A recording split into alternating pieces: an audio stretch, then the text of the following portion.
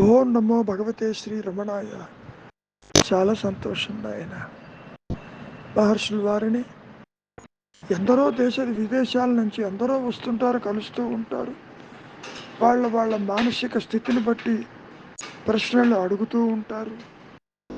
సమాధానాలు కొందరు తృప్తి చెందుతారు, కొందరికి అర్థం కాలేదంటారు. అర్థం కాని విషయాన్ని మళ్ళీ చెబుతూ ఉంటారు. ఎన్ని రకాలుగా చెప్పినప్పటికీ సమస్య మాత్రం ఎవరికి వారే సాల్వ్ చేసుకోవాలి. కానీ మహర్షి చెప్పినంత మాత్రాన అది మింగుడు పట్టడం లేదు చాలామందికి. అందులోనే ఒక ప్రశ్న ఎట్లా ఉందంటే, మీరు చెబుతున్నవి బాగా అర్థమవుతాయి, తెలుస్తున్నది, అయినప్పటికీ ఆత్మ అనుభవం నాకు రావటం లేదు. ఇక్కడ కూడా వ్యక్తిగత ఆత్మ అనుభవం ఒకటి ఉందని మహర్షిని దర్శించటానికి వచ్చేవాళ్ళు సామాన్యంగా అనుకుంటూ ఉంటారు. దానికి మహర్షుల వారు ఓ పని చెయ్యి, ధ్యానం సాగే కొద్దీ నీకు అదే మెల్లమెల్లగా వస్తుంది, తెలుస్తుంది. ధ్యానం అంటే ఏమిటి? నీ దృష్టిలో ఏ రూపాన్నో, ఓ వస్తువునో, ఒక ఆకారాన్నో, ఒక నామాన్నో పట్టుకుని స్మరించటం త్రిపుటితో కూడింది ధ్యానం అనుకుంటున్నావు కదా. పోనీ ఆ పనే చెయ్యి. చివరికి ఆ చేయ వస్తువులో నీవు కూడా మునిగిపోతావు. అంటే ఇక్కడ భ్రమర కీటక న్యాయం అనేది పనిచేస్తుంది. స్మరించగా స్మరించగా స్మరించగా ఆ కీటకము భ్రమము యొక్క భయంతోనే అది నిలిచి ఉండటం వల్ల ఆ కీటకం భ్రమరంగా మారిందా లేదా? ఇక్కడ కూడా నీవు ధ్యానం చెయ్యగా నీవు కూడా ధ్యేయ వస్తువు ఏదైతే ఉన్నదో, భగవన్నామం కావచ్చు, రూపం కావచ్చు, మరే మంత్రం కావచ్చు, ఏదైనా కావచ్చు, దాని సహజత్వానికి వెళుతున్నావు కదా, వెళ్ళి తీరతావు. వేరు మార్గము లేదు. కనుక నీవు ధ్యానం చేస్తున్న కొద్దీ ఆ త్రిపుటి అదృశ్యమై ధ్యాయ వస్తువు ఏదైతే ఉంటుందో అదిగా నిలిచిపోయి ఉంటావు. ఒక విషయాన్ని బాగా గమనించండి. ఇక్కడ నామము రూపము ఒకటే కదా. రూపం లేకుండా నామం లేదు, నామం ఉందంటే దానికి రూపం ఉండి తీరాలి. అది నిరాకారమా ఆకారమా అనేది నీకే తెలుస్తుంది. నిరాకారం కూడా జ్ఞానం కావచ్చు కదా, ఆకారము జ్ఞానం కావచ్చు. ఇట్లా నీవు జ్ఞానం సాగే కొద్దీ నీకే మెల్లమెల్లగా తెలుస్తుంది. నీ మనస్సు ధ్యానం పూర్తిగా అహంకారపూరితము, మానసికం కదా.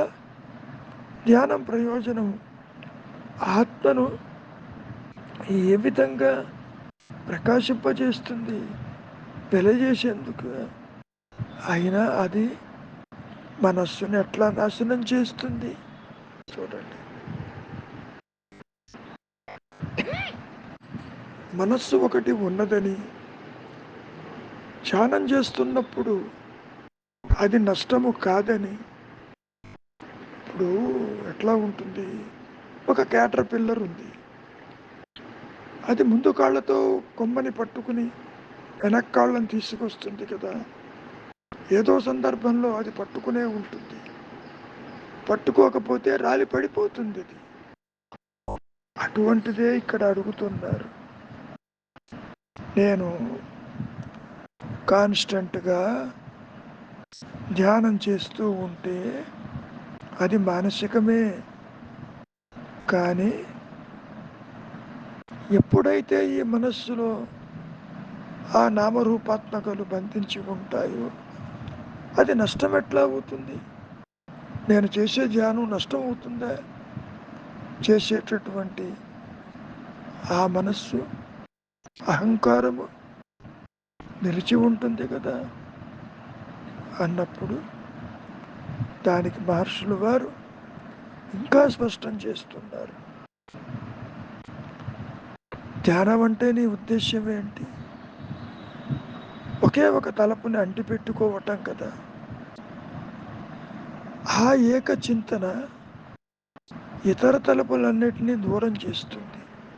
అంటే దాని అర్థం, to the expulsion of other thoughts you are holding a thought.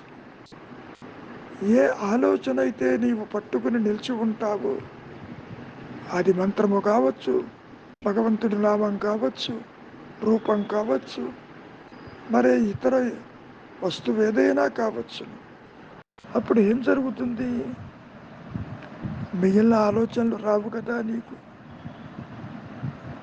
ఎప్పుడైతే అటువంటి విక్షేపము జరుగుతుందో, ఇతర ఆలోచనలు రాకుండా పోతాయో, అప్పుడు మనం దౌర్బల్యం తెలుపుతుంది. అంటే ధ్యానం వదలకుండా చేస్తే నీ మనస్సు చాలా దృఢమవుతుంది, గట్టిపడుతుంది, శక్తివంతమవుతుందని గుర్తుపెట్టుకో. అంటే దాని అర్థం చంచల చిత్తము యొక్క దౌర్బల్యం స్థానే. బాగా గుర్తుపెట్టుకోండి, మనస్సు అంటే చంచలమైందే కదా. ఆలోచనల సమూహంతో కొట్టుమిట్టాడుతున్నావు కదా, ఆలోచనల వెంట పరిగెడుతున్నావు కదా, ఇంద్రియాల వెంట వెడుతున్నావా లేదా, కోరికల వెంట వెడుతున్నావా లేదా. అటువంటి బలహీనమైన మనస్సు ప్రాపంచిక విషయ వాసనలతో కొట్టుమిట్టాడుతూ ఉంటుంది. ఇది అనుభవిద్దామా, అది చూద్దామా, ఇది బాగా ఉంది అంటూ ఇంద్రియ సుఖాల వెంట నీవు పరిగెడుతున్నావా లేదా? ఏంటైనా ఆ పరుగు ఆపు. ఇందాక ఎప్పుడైతే చెప్పిన దాన్ని తూచా తప్పకుండా ధ్యానం చేస్తూ ఉంటావో, ఇదిగో ఈ ఇంద్రియ వ్యాపారములు, ఇతర ఆలోచనలు తల ఎత్తవు కదా. ఆ స్థితిలో అంటే భావశూన్య స్థితిలో మరి ఉన్న ఎరుక మాత్రమే, సద్భావం మాత్రమే, సద్భావ సుస్థితి మాత్రమే. నీవు అహంకారం తల ఎత్తక ముందు, నీకు తలపులు తల ఎత్తక ముందు, నీవు ద్వైతాన్ని చూడక ముందు కూడా ఆ భావశూన్య స్థితే ఉంటుంది, ఆత్మే ఉంటుంది. ఆత్మ కొత్తగా ఏది రాదు. కనుక తలపులు లేని ఈ విశాల అవకాశాన్ని ఏమంటాం? ఆత్మే కదా. అహం స్ఫురణ ఆలోచన కాదు, అది ఒక ఉనికి. అది గతంలో చెప్పుకున్నట్టు స్వయం ప్రకాశమైన జ్ఞాన వృత్తితో తన ఉనికిని తానుగా గుర్తించుకోగలిగిన సామర్థ్యము ఒక్క ఆత్మకే ఉంటుంది నాయన. అందుకనే ఆత్మ స్వయం ప్రకాశము జ్ఞానవృత్తి చేత తన ఉనికిని తానుగా గుర్తిస్తుంది. మిగిలిన ఈ వస్తుజాలాలు, ఈ ఇంద్రియ వ్యాపారములు, ఎన్నో ప్రదేశాలు, ఎన్నే ఆకారాలు, ఇతరులు, సృష్టి, మరి చూస్తున్నావా లేదా? సూర్యకూటములోనే ఎన్నో గ్రహాలను చూస్తున్నావు కదా. అవి ఎప్పుడైనా ఉన్నట్టు నీకు చెప్పినయ్యా? లేదు కదా. కాబట్టి దేహమాలోచన, జగత్తాలోచన, వస్తువు ఆలోచన, సంసారం ఆలోచన, జననం ఆలోచన, మరణం ఆలోచన, నీవిప్పుడు ఆలోచన వలయంలో కొట్టుమిట్టాడుతున్నావు. అందుకని ధ్యానం వల్ల ఆత్మ ప్రకాశించటం కాదు, ఆత్మస్వరూపమే ధ్యాన స్వరూపము. అజపం చేస్తూ ఉన్నది అది. నీవెందుకు చెయ్యాలి ధ్యానము? ఎదుగో ఇందాక చెప్పినట్లు, to the expulsion of other thoughts you are holding a thought. అంతవరకే. ఎప్పుడైతే ఇందాక చెప్పినట్టు ఆ విక్షేపాలు, ఆ తలపులు తల ఎత్తకుండా ఉంటాయో, అప్పుడు ఆ శుద్ధ స్థితిలో ఏ మనస్సు అయితే నిలిచి ఉన్నదో, శుద్ధ సత్వ మనస్సు, అదే ఆత్మ నాయన. రెండు నేను లేవని ఎన్నోసార్లు చెప్పటం జరిగింది. ముఖ్యంగా వాడు గుర్తుపెట్టుకో, ఉన్నది ఒకటే తాడు, ఒకే పాము కనపడుతుంది, 10 పాములు కనపడవు. ఉన్నది ఒకటే ఆత్మ. దేహాత్మ బుద్ధి కలిగిన జీవుడు కూడా ఒకడే బయటికి వస్తాడు. ఆ దేహానికి ఇతరులు కనపడతారు, స్త్రీ పురుష భేదము కనపడుతుంది, ఆకర్షణలకు లోనవుతావు. నీవు నీ లోకాన్ని సృష్టించుకుంటావు. సంసారం అంటావు, బంధం అంటావు, నాది అంటావు, వీరంటావు, వారంటావు, భేదాన్ని కూడా సృష్టిస్తావు. నీకు ఇతరులకి భేదము, నీవు చూసే ఇతరులకి ఇంకోళ్ళకి భేదము. ఈ విధంగా భేద దృష్టి నీకు అలవడుతుంది అహంకారము తల ఎత్తినప్పుడు. కనుక నీవు చెయ్యవలసింది చాలా తేలికైనది. మనస్సుని సంకల్పరహితం చెయ్యి. You make the mind divide of a thought. Make the mind free from thoughts. Make the mind strength and strong. ఎలా చేస్తావు? నిశ్చలత్వంతో. ఆదిశంకరులు కూడా ఈ మాటే చెప్పారుగా, నిశ్చలతత్వే జీవన్ముక్తి అని. నిశ్చలత్వంలోనే నీకు ముక్త స్థితి ఉన్నదని. బంధం అనుకుంటున్నావు కాబట్టి మోక్షమని, ముక్తి అని చెప్పడం జరిగింది. ఆ ముక్త స్థితి కొత్తగా వచ్చిందా? లేదని సంగతి తెలుస్తుంది. పాము భయం కలిగినప్పుడు తాడేమన్నా కొత్తగా వచ్చిందా? భయం కలిగినప్పుడు అది తాడే, భయం పోయినప్పుడు తాడే. అసలు పామే లేదు, ఉన్నదే తాడని నీవు ఏ విధంగా అయితే నిర్ణయానికి వచ్చావు, మహర్షి కూడా అదే నిర్ణయానికి వచ్చారు. ఉన్నదే ఆత్మ, లేనిది మనస్సు. ఉన్నదే ఎరుక, లేనిది సృష్టి. ఉన్నదే జ్ఞానమయ పూర్ణ స్థితి, పూర్ణ జ్ఞానమే ఉన్నది. లేనిది జీవుడు, జగత్తు, ఈశ్వర భావనలు. ఎన్నడూ కూడా ఆత్మ ముక్కలై ఒక భాగం జీవుడుగాను, జగత్తుగాను, నీవనుకునే ఈశ్వరుడుగాను ముక్కలై ప్రకాశింపలేదు. ఇవన్నీ కూడా దుర్బలమైన మనస్సులో, ఆలోచనలతో నిండిన మనస్సులో ఈ ఆకారాలు నీకు కనపడుతూ ఉంటాయి. నీవు లోపల చూసింది బయట నీకు అన్యంగా కనపడుతుంది.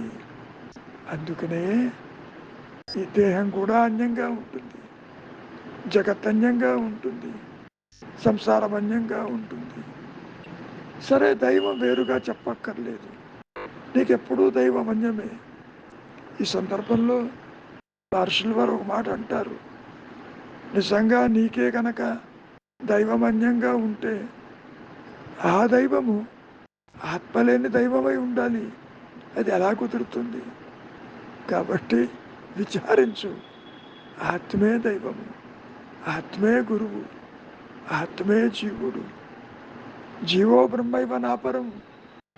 ఆ పరబ్రహ్మకి జీవుడు విడిగా లేడని నీకే తెలుస్తుంది.